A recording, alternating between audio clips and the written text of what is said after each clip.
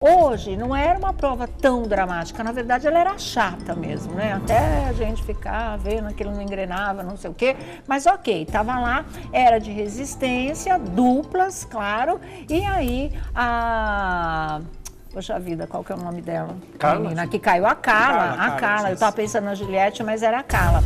A Carla, formando dupla com Juliette, a Carla passou mal na prova e ela caiu. Ela desmaiou, né? Foi como um desmaio rápido, mas foi. E o que chamou a atenção aí é que o Arthur estava muito próximo a Carla, que eu já ia de novo chamar de Juliette, mas ele mal se mexe. A Juliette atravessou todo o campo da prova para ir socorrer a parceira. Ele que estava lá, ele que é homem, que é, né, malhadão, fortão, vive mostrando aquele muque, pensa que ele se abalou em ir até lá, grudado, porque o seu impulso, independente de ser namorado ou não, é seu colega de confinamento, o primeiro impulso que a gente tem é sair correndo e socorrer. Dane-se prova, depois rever. Aliás, a gente acha que nem para pensar nesse tipo de coisa, né? Você vê uma menina cair dura ali no meio de uma prova e você tá ali, você anda para um lado, anda para o outro, olha, mas assim, ele não teve nenhum impulso de correr e se conteve, porque afinal ele estava numa prova, né? Seria uma atitude egoísta, mas consta, né, do jogo, essa coisa toda, mas nem esse impulso ele teve. Ele ficou lá assim, ele é um bananão, de verdade. Só que nesse tipo de situação, a coisa poderia ser mais grave, ou grave, né? Porque graças a Deus não chegou a ser. E aí, alguém que podia ter socorrido na hora não fez esse tipo de coisa? Deixou uma mulher, não é, tentando levantar a outra. A gente não tem essa força física, claro que tem, claro que conseguiu, porque a Juliette foi lá, se esforçou, deu conta do recado, mas ele ali grudado, gente, ele podia ter ido lá num instante, ele pegava a menina nos braços, esses brações que ele tem, e ia levar, não é, lá para dentro, até vir o médico, sei lá o que eles iam fazer com ela, mas ele foi omisso, mais uma vez, ele é omisso em socorrer a Carla, ou seja, ele não tá nem aí para ela, porque além dela não ser apenas uma colega de confinamento, que qualquer um já sairia para socorrer, ela é tida como a namorada dele. Ela se sente, depois então do pedido de joelhos lá para o namoro, ela se sente a namorada do Arthur, não é? E ele faz esse tipo de coisa, como é que ele consegue? Que sangue frio é esse, na verdade? A Carla, para participar dessa prova, porque era aquela prova de você atravessa, volta, entrega o objeto para o seu parceiro, volta para lá de novo, tem que cumprir prazo, não pode derrubar objetos, você fica o tempo todo num desgaste físico, né? E a coisa é pesada. E ela já tinha vindo de 2 dias de confinamento naquele quarto secreto. Aquilo ali, não estava fazendo nada, estava só vendo o vídeo. O vídeo mexeu com o emocional dela o tempo todo. É para isso que existe o paredão falso e o quarto secreto. Você vai descobrindo coisas que te deixam abalada, que te deixam chocada, e ela usou essa palavra muitas vezes.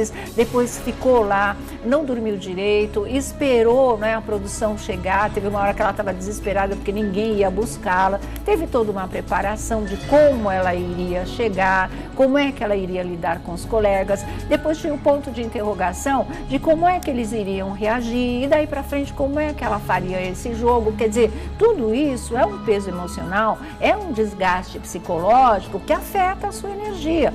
Depois disso tudo, você ainda tem que enfrentar uma prova de resistência, faça-me o favor, estava, né, com muita chance de que ela poderia realmente não conseguir dar conta, não conseguir terminar a prova, seria o melhor dos mundos, mas não, ela realmente se sentiu mal. Ela disse que ela viu um teto preto, sabe o que isso significa? Quando você vê tudo escuro, sua pressão foi para o pé, e aí você desmaia de verdade. Foi o que aconteceu com essa menina, e isso por si só já seria um acontecimento nessa prova, né? A gente já teve outra com 2 fraturados lá, que foi aquela última prova que o Caio e também o Arthur saíram machucados dessa história. E agora a gente tem essa da Carla. Mas nessa, o que chama a atenção é justamente isso, que a gente está no auge daquela polêmica toda, que o Arthur não gosta da Carla, que ele não está nem aí para ela, que ele está simplesmente agora com medo de romper isso diante do público e ficar mal visto. Ao mesmo tempo, ele põe na balança o fato dela ser uma menina conhecida, uma atriz famosa aqui fora, está atualmente ainda na novela, né, das 9 do horário nobre. Isso pode render dividendos para ele aqui fora, né? A consultoria dele, a assessoria dele, sei lá o que, pode, antes de tudo, antes da entrada no jogo, ter orientado: olha, se tiver alguém mais famoso, fica por perto. Aquela mentalidade do Gil, que andou acusando, né, de uma maneira baixa, a Juliette de fazer em relação ao pessoal, a VTube, que tem milhões de seguidores. Mas não é. Ele pode ter tido essa orientação, ele pode ter pensado por ele mesmo, porque ele é bem capaz de ter esse tipo de raciocínio, eu não duvido. Então é só por isso, gente, porque todo o comportamento dele, a gente tem visto que prova bem ao contrário. Nós vamos te mostrar hoje, inclusive, o vídeo em que ela, depois de pedir em namoro de joelhos, que foi uma coisa que revoltou o mundo todo, não só o pessoal de redes sociais, telespectador de TV aberta também, todo mundo em casa, famosos, todo mundo, né? Aí o que acontece? Ela vai fazer o contratinho, sabe o que é um contrato? É um acordo para agora o relacionamento deles deslanchar. E assim, ela quer um beijinho de manhã, ela quer um beijinho de tarde, ela quer um beijinho à noite, ela quer um beijinho em qualquer hora do dia, e ela vai beijando ele a cada vez que ela fala isso. Olha o calor humano do Arthur em relação a esses beijos. Olha o ânimo dele, a sensibilidade em relação a esse acordo. Não existe, não existe. É só a menina que realmente não percebe, é só ela que está cega. Mas esse tipo de coisa se resolve, não era nada urgente, nada grave naquele momento, ela não corria risco nenhum.